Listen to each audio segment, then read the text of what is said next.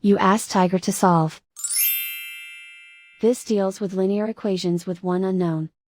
The final result is y equals 1. Let's solve it step by step. Simplify the expression. Expand the parentheses.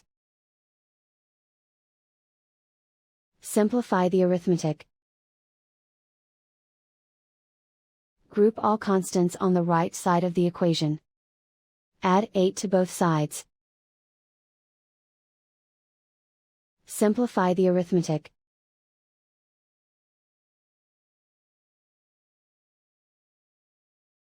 Isolate the y. Divide both sides by 4. Simplify the fraction.